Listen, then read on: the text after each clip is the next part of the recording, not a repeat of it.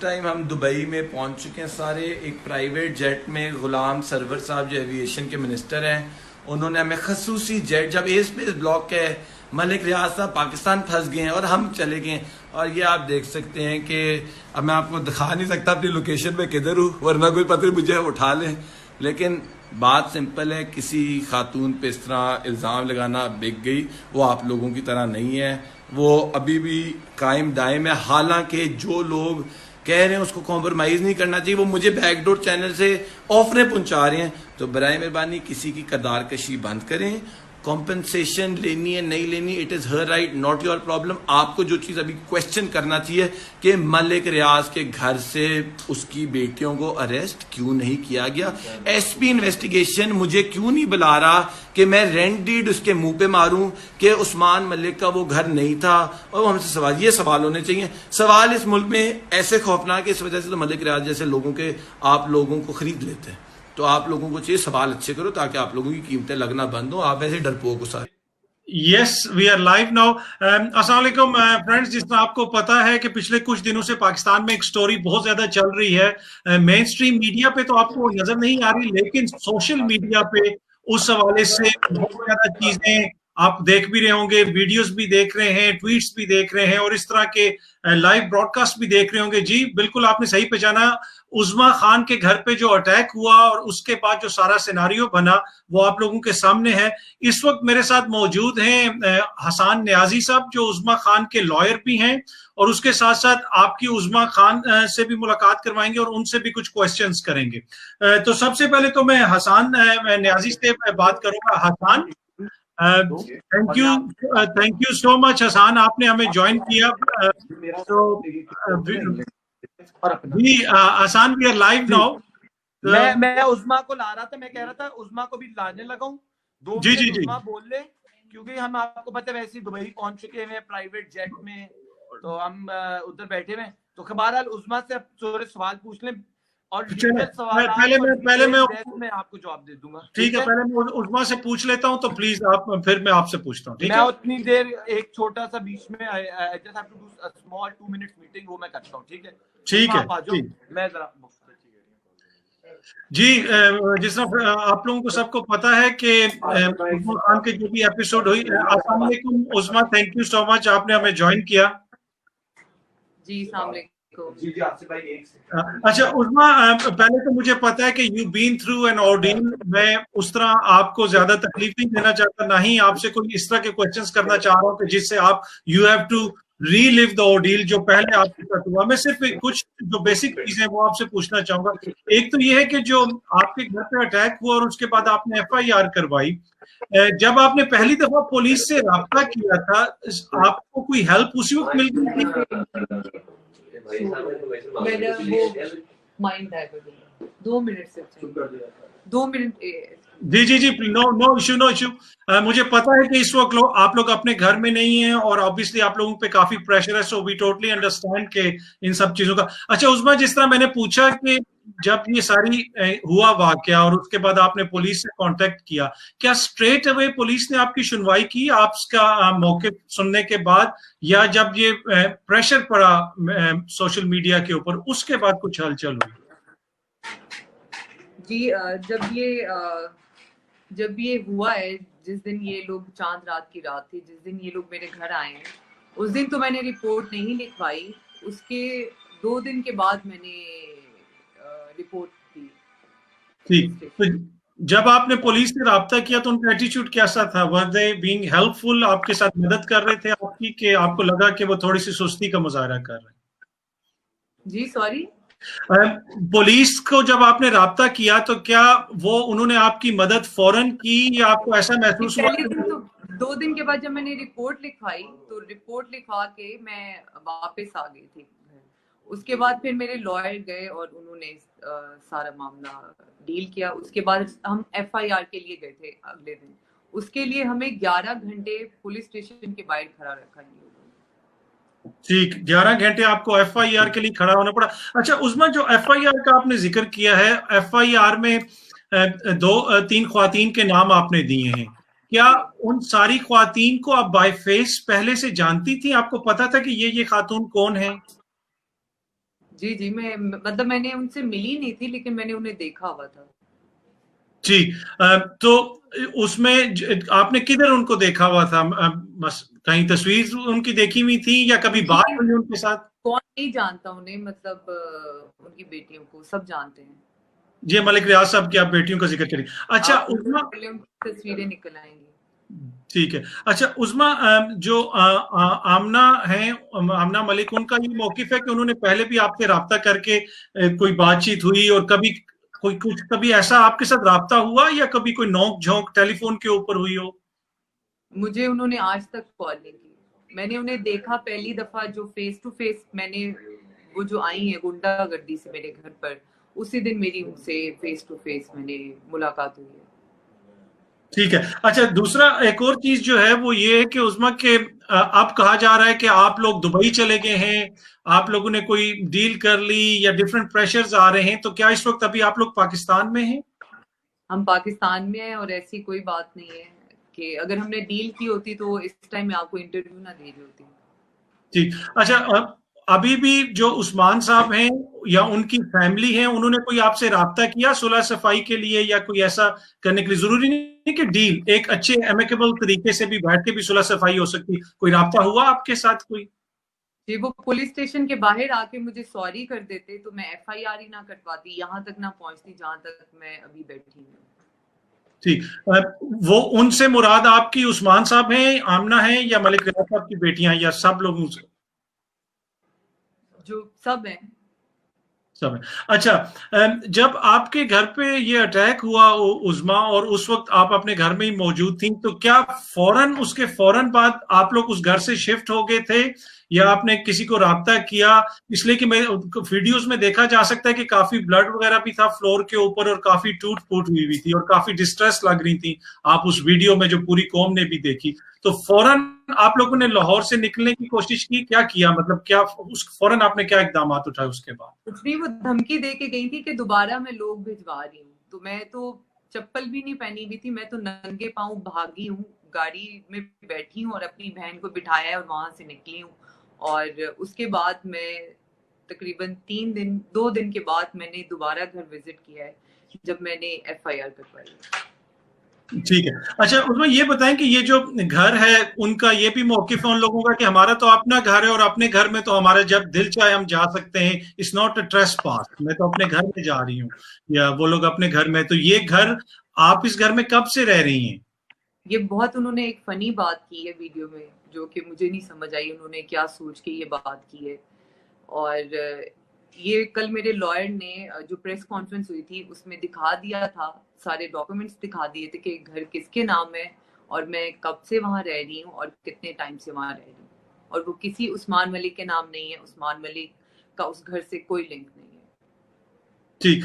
अच्छा उस्मा, आप ये बताइए कि आपकी जो इमीडिएट फैमिली वगैरह है वो अभी भी आप लोग सब लाहौर में ही हैं, कि आप क्या लाहौर से शिफ्ट होने का सोच रहे हैं? इसलिए कि ऑब्वियसली आपकी शोबिस से रिलेटेड एक्टिविटीज भी होंगी और वो भी मुतासिर हुई होंगी, खुसूसन पहले तो वैसे ही कोरोना की वजह से मुतासिर थी और अब ये बीच में एपिसोड आ गया है। पहली बात तो ये है कि मैं कहाँ शिफ्ट हो रही हूँ या कहाँ नहीं शिफ्ट हो रही हूँ, मेरी फैमिली कहाँ है कहाँ नहीं है, उसका इस केस से कोई ताल्लुक नहीं है।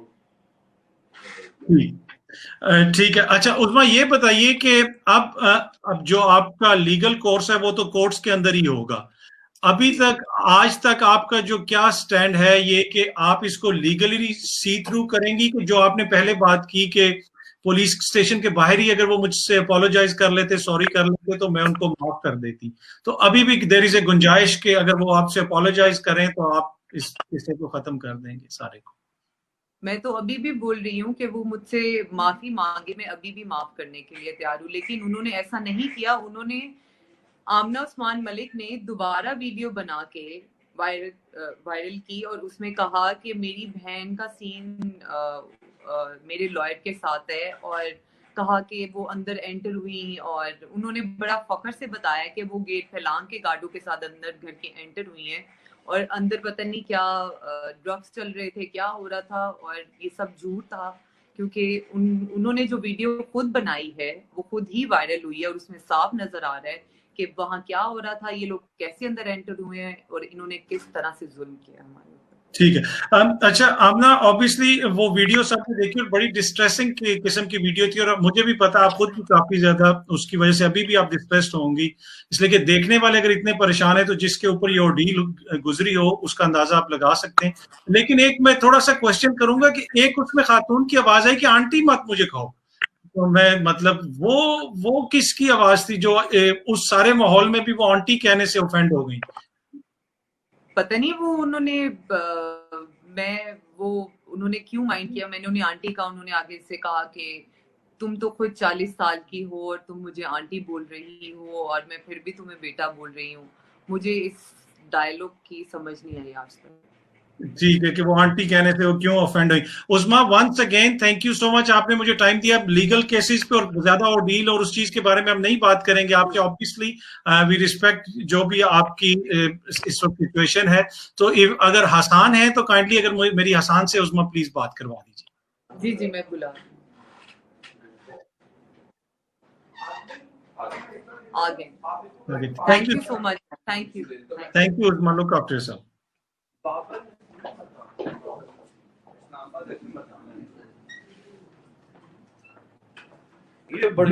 जिस तरह फेसबुक फ्रेंड आप लोग सुन रहे थे कि उस्मा ने बात हुई कि जो उस्मा के ऊपर ऑर्डील उसकी ज्यादा तफसीलात उनसे ना पूछी, पहले ही वो जो है इस सारे जो वाकया है उसकी वजह से परेशान है। तो हमारी कोशिश यही थी कि ज्यादा पर्सनल क्वेश्चंस उनसे ना किए जाएं, लेकिन थोड़ा बहुत उनसे यही पूछा कि वो किस तरह इन ख्वातीन को जानती हैं, इसलिए कि जब आप FIR में किसी को नामजद करवाते हैं, अगर आप पहचानते नहीं है तो आप नामजद नहीं करा सकते। तो उन्होंने कहा कि मैंने कभी मिली तो नहीं हूं पर उनकी तस्वीरें देखी थी। अभी हसान न्याजी मेरे साथ मौजूद हैं जो उस्मा के लॉयर भी हैं, और एक पहले तो वो उस्मा के लॉयर थे और अब एक तरह से वो खुद भी अफेक्टेड पार्टी बन गए हैं, इसमें एक तरह से विक्टिम भी बन गए, इसलिए कि उनके ऊपर भी कुछ इल्जामात लगे। हसान, मैं आपसे पहले तो मैं ये पूछूंगा कि आपके ऊपर दो तरह के इल्जाम लगे कि एक तो ये कि सारे किस्से को खराब करने में सबसे बड़ा हाथ आपका है और उसकी वजह कुछ पर्सनल आप पे इल्जामात लगे, और उसके साथ साथ आप पैसे लेने के चक्कर में हैं। तो इस पे आप क्या कहेंगे? पहले तो ये बता दें थोड़ा सा। यार मैं अगर पैसे लेने होते तो मैं बड़े बड़े केसेस में मुझे पैसे ऑफर हो, पैसे वाली एलिगेशन लगा ले, पैसे ले लिए तो क्या हुआ है। आपने मेरी ट्वीट में अभी तक कहीं टोन में कमजोरी देखी है। मैं बंदे ढूंढ रहा हूँ जो मेरा इंटरव्यू शाया करें और मैं बताऊं कि ये माफिया ने हमारी पंजाब पुलिस को कैसे घुटनों पे लगा लिया है। मैंने अगर पैसे लेने होते तो या उस्मा ने भी लेने होते तो हम ले चुके होते। FIR से पहले थाने के बाहर आके बड़ी बड़ी ऑफरें, ब्लैंक चेक की ऑफर्स हुई। हमें पैसा नहीं चाहिए, हमें सिंपल और सिंपल माफी मांगेंगे जो इन्होंने ये किया। ये कॉम्प्रोमाइज की बात कर कैसे सकते हैं कोई? ठीक, अच्छा ये मतलब बंदे में कोई बंदा पहले वो कह रहा है हमने किया ही नहीं, तो क्या मैं ये कॉम्प्रोमाइज वाली खबरें, ये सारा कुछ पैसे। या तो भाई हमारी रेपुटेशन सबको पता है, हमें खतीजा केस से लेके चाइल्ड अब्यूज के केस, सलाउद्दीन के केस में इतना बड़ा इंस्टीट्यूशन इन्वॉल्व था उसके मर्डर में, हम मान ही झुके। तो ये अच्छा, इसमें एक चीज जो बहुत ज्यादा कंफ्यूज की जा रही है, लोग इसको पर्सनल इशू बना रहे हैं कि ये कोई उस्मा का है या हसान न्याजी का है। समझने की बात ये है कि ये एक लाकानूनियत का वाकया है। अगर आज उस्मा के घर पे हुआ है तो कल आपके घर पे भी होगा। जो भी ये समझेगा कि मैं राइट पे हूं वो किसी के घर में भी घुस जाएगा। तो जो अकल के अंधे इसको सिर्फ उस्मा के किरदार से जोड़ने की या हसान न्याजी की हरकतों से जोड़ने की कोशिश कर रहे हैं, वो सरासर नाइंसाफी कर रहे हैं इस पूरे वाकये के साथ। ठीक है, ये बहुत समझने की जरूरत है। अच्छा हसान, आपसे अतर भाई, ये आपने बड़ी पढ़ी लिखी और ह्यूमैनिटी वाली बात की है, लेकिन अफसोस ये माशरे में अगर आप दुपट्टा लेके बगैर फोटो खिंचवा लो तो आप पे एक नया टाइटल दे देंगे कोई गंदा सा। अगर आपने कोई फिल्म कर लिया फिर एक और डिफरेंट टाइटल मिल जाता है। ये जो नाउजुबिल्ला इन्होंने फरिश्तों और खुदा की हमने जो रोल ले लिया है दुनिया में, इस पाकिस्तान में, अगर हम रियलाइज करेंगे किसी दुनिया में कहीं नहीं होता यार। ये आप भूल जाओ उसका किरदार जो भी, तो उसने उसका और उसका मामला है। हाँ, उसने क्या किसी का नुकसान किया, ये कहना उसने घर तोड़ा, यार बात सुनो, एक लड़का जबरदस्ती उसके घर घुसा है और वो उससे मिन्नतें कर रहे हैं मेरे से शादी कर लो। इस सूरत हाल में आप ब्लेम लड़की को डाल रहे हो। आज तक आधी अवाम को तो ये नहीं पता उस्मान मलिक की शक्ल कैसी है, लेकिन उज़मा की वो कोई फिल्म की कोई उसकी तस्वीर लगा रहा है, कोई उसके दोस्तों के साथ उसकी तस्वीर लगा रहा है। आपको शर्म आनी चाहिए। अल्लाह ने आपकी बहनों माओ पे पर्दा रखा हुआ है, आपकी हरकतों पे पर्दा रखा हुआ है। आपकी कल को बेटी पैदा हो सकती है, आपकी बेटी दुनिया में आ चुकी होगी। उन पे तर्स खाओ, क्योंकि अगर आप उन पे तर्स नहीं खाओगे, मलिक रियाज जैसे लोग उनको भी खा जाएंगे। इस टाइम उज़मा की जंग बड़ी डिफरेंट है। वो एक रियल एस्टेट और स्टेट दोनों के खिलाफ इकट्ठे खड़ी है। आप सवाल सिंपल ये है, क्या वो घर उस्मान का था या उस्मान का कुछ में बेनिफिशियल या प्रोपराइटरी इंटरेस्ट था? नहीं था। साबित है, हमारे पास एग्रीमेंट है। वो जिसके नाम पे वो बाबर नसीम लड़का उसके नाम पे घर है, वो मर्दान है, उससे मैंने बात की। उसको मेरा क्लास फेलो निकला 8 का। मैंने कहा ये क्या है? कहते हैं मुझे तो पता भी नहीं था, मेरा घर रेंट पे चढ़ा और ये घर है भी। मैंने कहा यार ये तुम तो मलिक रियाज हो केपी के। उसको मैंने ये भी कहा। तो बहरहाल मुझे डर भी लगा उससे, क्योंकि जाहिर है मलिक रियाज टाइप लोग एक दूसरे को ही बचाएंगे हो, उनके लिए उस्मा इज नो बड़ी। अगर उसने किसी को आज प्रोटेक्ट उसको मैंने कहा तुझे कहता है, उसने मेरे पास रिकॉर्डिंग भी पड़ी, जब वक्त आएगा अगर उसने 2 नंबरी की बिका तो मैं रिकॉर्डिंग रिलीज करूंगा। उसने मुझे ये भी कहा है कि मुझे फहद नूर का भी नहीं पता। फहद नूर उस्मा और ये बहनें बेस्ट फ्रेंड्स हैं। Fahad Noor is like very close friend, और ये नहीं कि illicit relation, they are very भाई, ये हो ना क्लोज बेस्ट फ्रेंड्स, वो ताल्लुक था। फहद नूर ने ऊपर वाला पोर्शन रखा होता रेंट पे, वो ज्यादा सियाल, वो मेरा ख्याल है कोई एंकर शंकर भी है, और ये दोनों बहनें नीचे रहती थी। अब मुझे आप बात बताएं सर भाई, आपने लंदन में भी प्रॉपर्टीज रेंट करते हैं, मिलके दोस्तों के साथ करते हैं, पाकिस्तान में भी करते हैं। रेंट एग्रीमेंट में सारे जो प्रॉपर्टी में रह रहे हो सबके नाम लिखते हो आप। जनरल प्रैक्टिस क्या है? एक बंदे के साथ ही रेंट एग्रीमेंट होता है। बिल्कुल। तो आप कैसे उस्मान की और मलिक रियाज की बेटियों का घुसना जस्टिफाई कर रहे हो? ये झूठी औरत कभी मेरी किरदार कशी, कभी एक बहन की किरदार कशी, कभी दूसरे की, ऊपर से कहती है हमने शराब फेंकी इस पे। ओन एक्सेप्ट कर रही है शराब में 70% मटेरियल इज फ्लेमेबल। वो औरतों को माचिस जल जाती है, सड़कें कूड़े में होती है, और मुद्दई कोई ना मिलता इनका मुद्दई किससे बनना था? सर आदमी साहब इंग्लैंड में, हसान साहब अपना नथिया गली में थे। तो पॉइंट मेरा ये कि आप बराए मेहरबानी रियलाइज करें ये जंग मुश्किल है। मीडिया तकरीबन 99 मैं इस पे आऊंगा आसान, मैं मीडिया के ऊपर आऊंगा और वही मैं बात करूंगा। अगेन मैं वही कहूंगा कि ये कोई 2 बंदों की जंग नहीं, ये एक लाकानूनियत के हवाले से बहस है। अच्छा आसान, इसमें आपने पुलिस का जिक्र किया कि FIR का जिक्र किया। पुलिस की तरफ से जो रवैया है, 2 साल से पाकिस्तान तहरीक इंसाफ की हुकूमत है पंजाब में, आप खुद फाउंडिंग मेंबर्स हैं इंसाफ स्टूडेंट फेडरेशन के, तो इस निजाम के पंजाब हुकूमत के खिलाफ तो चलती फिरती FIR आप खुद हैं जो उनकी नाकामी है। मतलब आप दुहाइयां दे रहे हैं, तो आम बंदे को क्या इंसाफ मिलेगा इस सिस्टम से और इस गवर्नमेंट से? उस्मा एक आम इंसान ही है, इसको आप ना समझे। लोग कहते डिफेंस फेज 6 घर वो 30-40 हजार रुपए किराया है पोर्शन का। डिफेंस फेज 6 में कोई लाखों के किराए नहीं है, 10 मरले के घरों के किराए लोग अजीब। ये आम लड़की है जो अपने आप को, उसने एक जमीन से उठ के एक नेशनल लेवल पे एक एक्ट्रेस उसने अपना नाम मनवाया है। ये ऐवी नहीं लड़के उसके पीछे दुम हला के अपनी बीवियों को छोड़ के भाग रहे थे। आपको रिस्पेक्ट करनी चाहिए लोगों के हार्ड वर्क की, बजाय फतवे जारी करो। खुद तुम लोग निकम्मे, ना तुम्हें बच्ची मिलती है, ना तुम्हें अपनी बीवी अपनी बहनों के लिए हस्बैंड इस तरह मिलते हैं, लोगों के घर फतवे जारी करो, नेम कॉलिंग करते हो। ऐसे लोगों को पूरे माशरे को कंडेम करना चाहिए। और इस टाइम मैं हकीकत बता रहा हूँ, मेरे पास लिस्ट है लोगों की जिन्होंने उस्मा को ओपनली सपोर्ट किया और कुछ घंटे बाद बिकते जा रहे हैं। हमारी मल्टीपल सोशल मीडिया की वीडियोस डिलीट हो चुकी हैं इस टाइम। आपने कई वीडियो शेयर की होंगी, अब जाके स्क्रॉल करो, शायद वो डिलीटेड होगी, वो नॉट अवेलेबल आ रहा होगा। अच्छा इसमें आसान में फिर आऊंगा, जो हुकूमत पंजाब का रवैया है, जो वहां के CCPO का DIG, हुकूमत पंजाब लीड कौन कर रहा है? बुजदार साहब गर्मियों में सत्तू पी के सोते हैं। He doesn't care. उनके सूबे में वो जो औरत है उसके प्रोटेक्शन, उनको उस दिमाग में ना ये बात घुसाना कि सूबे का हर फर्द उनकी रिस्पॉन्सिबिलिटी है, इस टाइम नामुमकिन है। ला इलाज इशू हो गया ये बात। लाइलाज होगी ये बात। अब आप मुझे एक इम्पॉसिबल टास्क सवाल करें जिसका जवाब नहीं है। मैंने अपनी हुकूमत जो वोट दिया था मुझे, मैं इसका ये मतलब नहीं मैं बुज़दार साहब को डिफेंड करूंगा। बुज़दार साहब आप में दम ही नहीं है मलिक रियाज का प्रेशर लेना, बल्कि शायद मलिक रियाज आपको चाहे फारिग भी करा दे, मुझे तो ये भी लग रहा है। अच्छा, ये तो बड़ा आपने इल्जाम लगा दी कि मलिक रियाज चाहे तो, पर ऑब्वियसली फिर वो इसका मतलब है कि मलिक रियाज साहब का प्रेशर खान साहब के ऊपर भी इतना है कि वो कुछ भी करा दें, फिर तो यही बात हुई ना। पर अच्छा हसन, इसमें एक चीज अच्छा भाई क्लेरिफिकेशन खान साहब की एक कमाल बात ये, वो इंटरफेयर नहीं करे पुलिस के साथ, अभी भी नहीं और नॉर्मली भी नहीं, कोई प्रेशराइज नहीं करते। मेरे पे केस हुआ तब भी नहीं किया, अब मैंने केस किया तब भी नहीं करे। अगर खान साहब ने पुलिस को प्रेशराइज करके मलिक रियाज पे एक्शन कराया तो वो जो फ्रीडम वो मिली हुई है पुलिस को, वो कॉम्प्रोमाइज्ड है। पुलिस और बुज़दार साहब का काम है अपने सूबे में लॉ को इम्प्लीमेंट कराएं।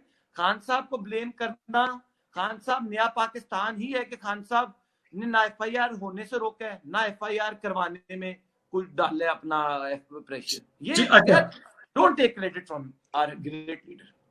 अच्छा, मैं इसमें एक और चीज जो आपसे पूछना चाहूंगा हसन, के आपने जिक्र किया कि बहुत सारी वीडियोस डिलीट हो गई, और पाकिस्तान में तो ये होता है कि अगर बकरी के ऊपर रक्षा भी चढ़ जाए तो 15 कैमरे और 34 माइक पहुंच जाते हैं। तो ऑब्वियसली इतना बड़ा वाकया होगा। अब तक कितने चैनल्स पे आपने इंटरव्यू दिए? मीडिया ने तो बड़ी सपोर्ट की होगी आपकी। अच्छा भाई, कल हम गए प्रेस क्लब, बकरी रिक्शे के नीचे आई, उसका कचूमर भी निकला हुआ था, और वहां 112 कैमरे 150 कैमरे थे, लेकिन मजाल एक टिकर भी चला। उस बकरी से यह सवाल किया गया कि भाई तुम्हारा किरदार क्या है। स्लट शेमिंग की खुल के इन्होंने आवाजें कसी ओए ओए की पीछे से। आपको मैं क्या बताऊं, कल प्रेस क्लब में मैंने वो चीज देखी जो मैंने अपने 15 साल जो मैं प्रेस क्लब में 100 एहतजाज खुद ऑर्गेनाइज भी करवाए में, मैंने इतना किया।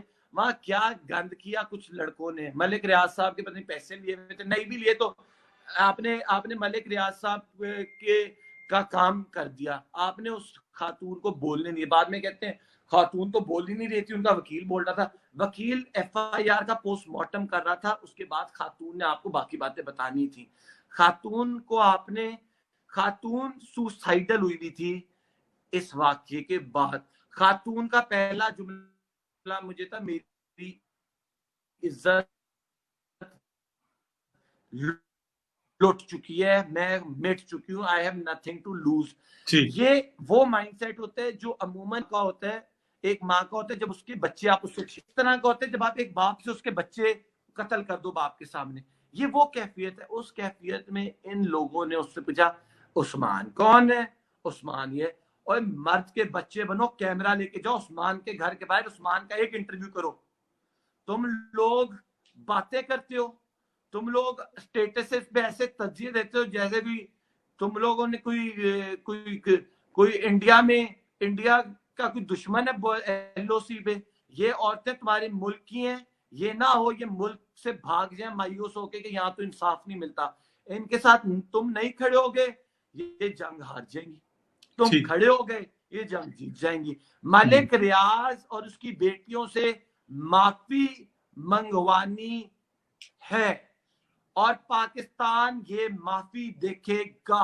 अतर काजमी ये माफी देखेगा। ये आज नहीं तो कल नहीं तो परसों नहीं तरसों ये माफी आएगी और पूरी दुनिया के आगे बताया जाएगा।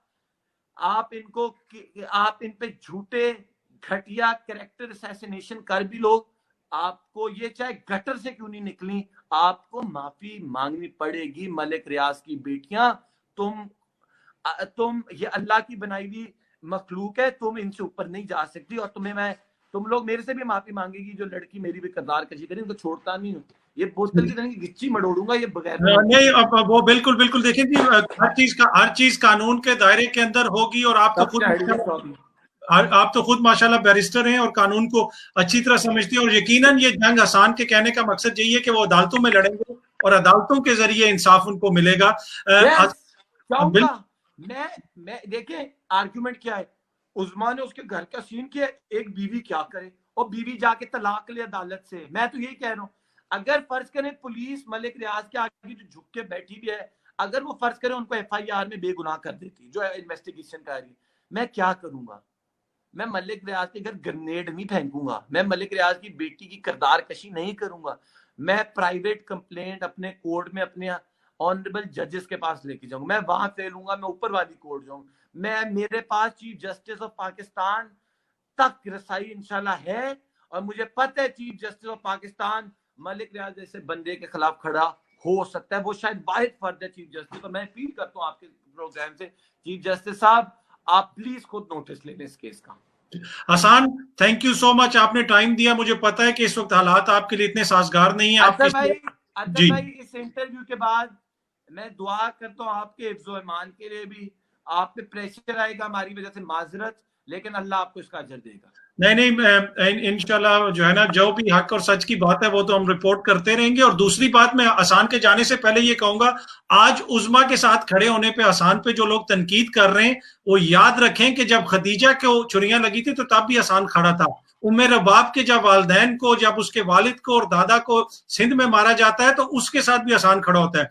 ये बात उज़मा, उम्मे रबाब या खदीजा की नहीं है, ये इंसाफ और कानून की बात है। इसको समझे, इसको खुदा के लिए सब लोग समझें, इसको जातियात पे मत लेके आए, ये लाकानूनियत का मसला है। बहुत शुक्रिया Hasan, look after yourself, thank you so much जी। जिस तरह आप सब लोगों ने देखा, हसन न्याजी जो लॉयर हैं उज़मा खान के, उनसे बात हो रही थी, और उसके साथ उनसे पहले उज़मा खान से भी बात हुई। कुछ लोगों के मैसेजेस मुझे भी आ रहे हैं, आपने सोशल मीडिया पे भी देखा होगा कि कभी किसके किरदार पे सवाल उठाया जा रहा है कि उज़मा ये है, उज़मा वो। भाई, ये उज़मा का मसला नहीं है, ये कानून का मसला है, इसको समझने की जरूरत है। इस वजह से जो लोग परेशान हैं, वो जो बात कर रहे हैं, वो ये कह रहे हैं कि अगर किसी को किसी से मसला है तो उसके लिए कानून है, किसी के घर पे जाके आप हमला नहीं कर सकते।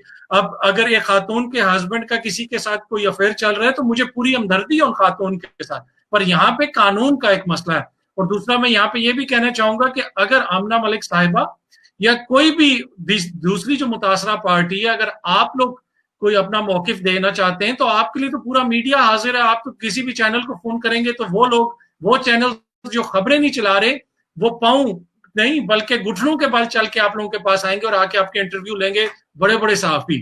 तो बात यह, पर अगर आप मेरे इधर आके बात करना चाहते हैं तो मैं भी तैयार हूं, एनी टाइम आप आए और अपना मौकिफ दें, इसलिए कि आप भी अभी मुल्जिमान हैं, मुजरिमान नहीं है। अदालत में ये प्रोसेस चलेगा और उसके बाद फैसला होगा कि किसने क्या किया। तो खुदारा इस चीज को समझने, किसी को मुल्जिम या मुजरिम, मुल्जिम तो आप करार दे सकते हैं FIR में, मुजरिम नहीं करार दे सकते। ना उज़मा मुजरिम है, ना जो जिसपे जिन्होंने हमला किया वो मुल्जिमान जरूर है, और दुनिया ने देखा। अब इसका फैसला और इसका टेस्ट जो है वो हमारी पुलिस का टेस्ट भी है, ये हमारी अदलिया का टेस्ट भी, और पूरे मुआशरे का टेस्ट भी है। और जिस तंग नजरी का और कम इल्मी का मुजाहरा करते हुए कुछ लोग इसको जातियात की लड़ाई बना रहे हैं कि उज़मा का किरदार ये है, और उनके मलिक साहब के, जो आमना मलिक साहब के हस्बैंड है, उनका किरदार, साहिबा के जो हस्बैंड है उनका किरदार ये। भाई समझें और अपनी अंदर के बुग़्ज़ और उन कम इल्मी से बाहर निकले और देखें कि ये कानून का मसला है। चाहे कोई भी बच्ची हो, चाहे आफिया सदीकी अगर अमेरिका में बंद है और आफिया सदीकी की हम बात करते हैं तो यही हम कहते हैं कि वो इंसाफ उसको मिलना चाहिए, उसको वापस आना चाहिए, आफिया सदीकी को लेके आए। तो इस वजह से जो भी हो, जैसी भी हो, जिधर भी हो, जिसके साथ नाइंसाफी हो, हमें सबको उस हवाले से आवाज उठानी चाहिए। बाकी जो इस मसले का हल है वो तो यकीनन अदालतें ही निकालेंगी, मैं और आप तो निकाल नहीं सकते। आप सब ने देखा, और जिन जिन हजरात ने कमेंट्स किए, ऑब्वियसली मैं पूरा आपके कमेंट्स नहीं ले सका, सवाल शामिल नहीं कर सका। तो once again thank you so much, बहुत शुक्रिया आप लोगों का।